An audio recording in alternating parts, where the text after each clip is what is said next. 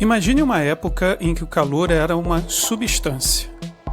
Os cientistas do século XIX acreditavam nisso. Até que um experimento simples mudou tudo.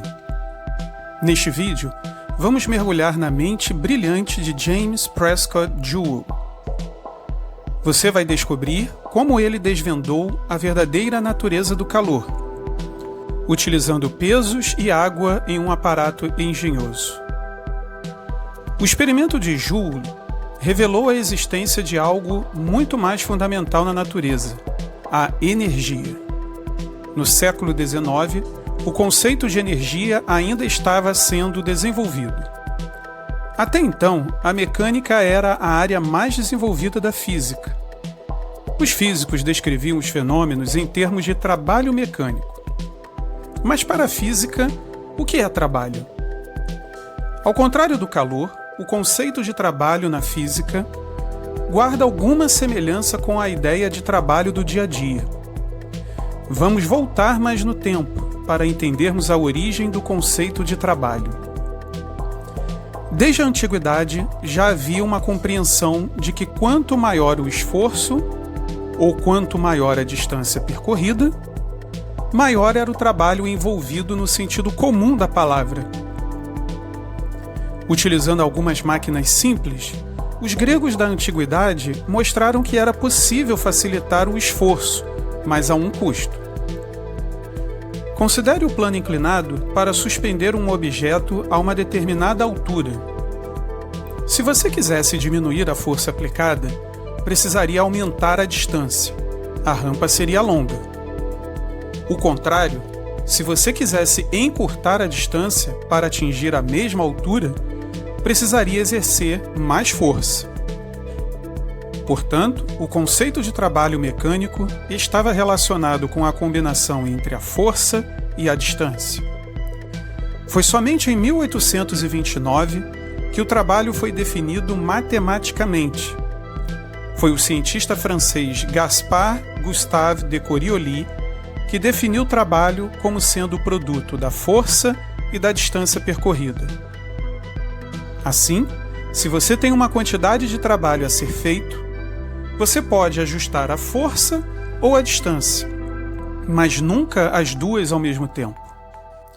O ajuste de uma delas leva à definição da outra automaticamente, pois a quantidade de trabalho a ser realizado é um valor fixo. Os fenômenos passaram a ser descritos em termos do trabalho realizado por forças. Assim, as forças tinham um papel fundamental. A interação entre dois corpos se dá através de forças.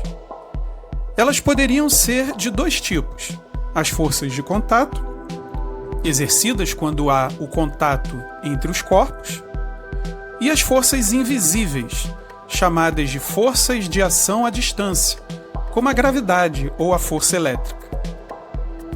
A força gravitacional havia sido estabelecida por Isaac Newton no século XVII. A força elétrica foi estabelecida por Charles-Augustin de Coulomb no final do século XVIII. E a força magnética estava sendo estudada por Ampère, Faraday e vários outros cientistas durante o século XIX. A ideia de que os trabalhos realizados por diferentes forças poderiam ser manifestações de uma única quantidade fundamental que se conservava, ou seja, a energia, era uma ideia revolucionária e estava apenas começando a ganhar adeptos no século XIX. Os diferentes fenômenos eram estudados separadamente e não parecia haver uma relação entre eles. Mas em 1820, um cientista dinamarquês, Hans Christian Ørsted, fez uma descoberta desconcertante. Ele descobriu que uma corrente elétrica, passando por um fio, defletia a agulha de uma bússola magnética. Ou seja, pela primeira vez, alguém observava o trabalho realizado por um tipo de força, a elétrica, gerando um trabalho que era realizado por outro tipo de força, a magnética. Esse era o contexto na qual se encontrava Joule durante seus experimentos. Joule demonstrou que o trabalho realizado pela força gravitacional poderia provocar o aquecimento de corpos tal como o calor. Essa relação ficou conhecida como o equivalente mecânico do calor. Isso mudou a forma dos físicos pensarem a respeito da verdadeira natureza do calor, pois assim como o trabalho realizado por uma força magnética poderia ser gerado pelo trabalho realizado por uma força elétrica, o calor poderia ser produzido pelo trabalho realizado por uma força gravitacional. Ou seja, não importa a origem do fenômeno, trabalho e calor parecem ter uma natureza comum. Uma grandeza que se manifesta de diferentes formas. Assim, além de ter refutado a teoria do calórico, o experimento de Joule demonstrou que havia algo muito mais fundamental e universal. Algo que estava presente em todos os fenômenos físicos e que poderia ser convertida de um tipo para outro.